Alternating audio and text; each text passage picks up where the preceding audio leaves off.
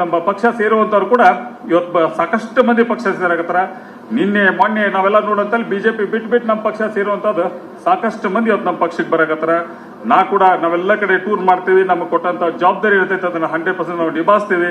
ಯಾಕಂದ್ರೆ ಈ ಪಕ್ಷದಲ್ಲಿ ಈ ಸಲ ಸಾಕಷ್ಟು ಗ್ಯಾರಂಟಿಗಳನ್ನು ಕೊಟ್ಟಂತದಾಗ್ಲಿ, ಆ ಗ್ಯಾರಂಟಿ ಇಫೆಕ್ಟ್ ನೋ ಡೌಟ್ ನಮಗೆ ಕಮ್ಮಿ ಅಂದ್ರು ಕೊಟ್ಟ ಗ್ಯಾರಂಟಿ ತೊಂದ್ರೆ ಒಂದು 90% ಮಂದಿ ಈ ಸಲ ನಮ್ಮ ಫೇವರ್ ಆಗಿ ಬರ್ತಾರ ಅನ್ನುವಂಥ ಭಾವನೆ ನಮ್ಗೆಲ್ಲರಿಗೆ ಎದ್ದು ಕಾಣುತ್ತೀವಿ. ಯಾಕಂದ್ರೆ ನಾನು ಕೂಡ ಮುಖ್ಯಮಂತ್ರಿಗಳಾಗ್ಲಿ ಅಧ್ಯಕ್ಷರಾಗ್ಲಿ ಇಬ್ರು ನನ್ನ ಪತ್ನಿಯನ್ನು ಕೂಡ ಈ ಸಲ ಪಾರ್ಲಿಮೆಂಟ್ ನಿಂದ್ರಿಸಲೇಬೇಕಂತೇಳಿ ಸಾಕಷ್ಟು ಒತ್ತಾಯ ಮಾಡಿದ್ರು.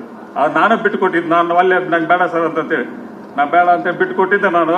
ಯಾಕಂದ್ರೆ ಈ ಬಾರಿಗೆ ನಾವ್ ಯಾರೋ ಅಭ್ಯರ್ಥಿಗಳಾಗ್ಲಿ ಅವ್ರ ಪರ ನಿಂದ್ರೋಣ, ಅವ್ರ ಪರ ನಿಂತು ಎಲ್ಲರೂ ಕೊಡಿ. ಇವತ್ತು ಇಷ್ಟು ಮಂದಿ ಬಂದಂತಾರೆ, ಆಲ್ಮೋಸ್ಟ್ ಇಲ್ಲಿ ಬಂದವರಲ್ಲ, ನಾವು ಮುಖಂಡರುಗಳು ಬಂದಿರಿ, ಎಲ್ಲಾ ಮುಖಂಡರುಗಳು ಅದ್ರಿ. ನಿಮ್ಗೆ ಸಾಕಷ್ಟು ಓಟ್ ಹಾಕುವಂತ ಶಕ್ತಿ ಇದೆ. ನಾವು ನಿಮ್ ಜೊತೆ ಕೈ ಕೂಡಿಸ್ತೇವೆ. ಈ ಸಲ ಪಾರ್ಲಿಮೆಂಟ್ ಅಲ್ಲಿ ನಾವು 20 ಸೀಟ್ ಟಾರ್ಗೆಟ್ ಇಟ್ಟು ಇವತ್ತು 20 ಸೀಟ್ ತರುವಂತ ಕೆಲಸ ನಾವೆಲ್ಲರೂ ಕೂಡಿ ಮಾಡೋಣ ಅಂತ ಹೇಳಿ ಹಗಲಿ ರಾತ್ರಿ ಯಾರು ಮಲಗಬೇಡ್ರಿ. ಒಂದು ಡೋರ್ ಟು ಡೋರ್ ಮನೆಗೆ ಹೋಗಿ ನಮ್ಮ ಪಕ್ಷ ಕೊಟ್ಟಂತ ಕೊಡುಗೆ, ನಮ್ಮ ಪಕ್ಷದ ತತ್ವ ಸಿದ್ಧಾಂತಗಳ ಬಗ್ಗೆ ತಾವೆಲ್ಲ ಮಾತಾಡ್ಬೇಕಾಗತ್ತ. ತಾವೆಲ್ಲರೂ ನಮ್ಮ ಜೊತೆ ಇರ್ರಿ, ನಾವು ನಿಮ್ ಜೊತೆ ಇದ್ದು ಹಿಂದೆ ನಿಂತು ನಾವೆಲ್ಲರೂ ಕೆಲಸ ಮಾಡ್ತೀವಿ ಅಂತ ಮಾತು ಹೇಳಿ ನನಗ ಈ ಅವಕಾಶ ಕೊಟ್ಟಿದ್ದಕ್ಕೆ ನಮ್ಮ ಪಕ್ಷದ ಎಲ್ಲ ಮುಖಂಡರುಗಳಿಗೆ ಕೂಡ ಅಭಿನಂದನೆ ಸಲ್ಲಿಸಿ ನಮ್ಮ ಆಲ್ ಇಂಡಿಯಾ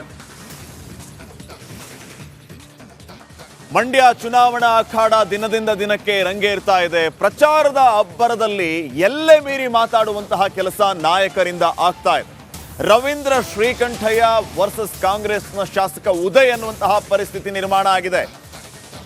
ಮಂಡ್ಯದ ಜೆಡಿಎಸ್ನಲ್ಲಿ ಯಾರು ಗಂಡಸರಿರಲಿಲ್ವಾ ಅನ್ನುವಂತಹ ಪ್ರಶ್ನೆಗೆ ರವೀಂದ್ರ ಶ್ರೀಕಂಠಯ್ಯ ಕೌಂಟರ್ ಕೊಡುವಂತಹ ಸಂದರ್ಭದಲ್ಲಿ ಪದಬಳಕೆಯ ವಿಚಾರವೇ ಈಗ ಇಬ್ಬರ ನಡುವೆ ವಾಕ್ ಸಮರಕ್ಕೆ ಕಾರಣ ಆಗಿದೆ. ಹಾಗಿದ್ರೆ ಕಾಂಗ್ರೆಸ್ನ ಶಾಸಕ ಉದಯ್ ಹೇಳಿದ್ದೇನು, ಇದಕ್ಕೆ ಪ್ರತಿ ಕೌಂಟರ್ ಎನ್ನುವಂತೆ ರವೀಂದ್ರ ಶ್ರೀಕಂಠಯ್ಯ ಹೇಳಿದ್ದೇನು, ರವೀಂದ್ರ ಶ್ರೀಕಂಠಯ್ಯ ಅವರಿಗೆ ಮತ್ತೆ ಉದಯ್ ಯಾವ ರೀತಿ ಕೌಂಟರ್ ಕೊಟ್ಟರು, ಬನ್ನಿ ಕೇಳಿಸ್ಕೊಂಬರೋಣ.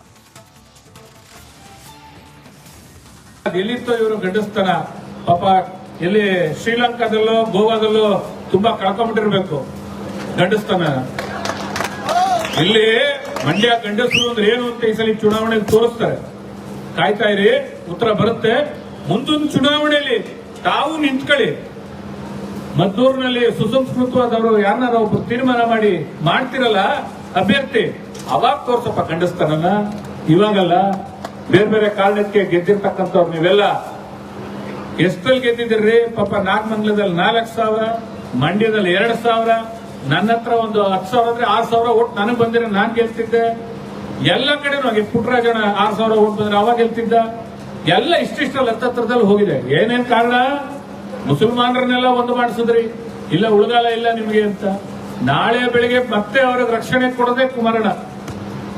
ಎಲ್ಲಾ ಸಮೂಹ ಸರಿಯಾಗಿ ಬದುಕಬೇಕು ಅಂತ ಕನ್ಸ್ಕೊಂಡಿರೋದೇ ದೇವೇಗೌಡರು.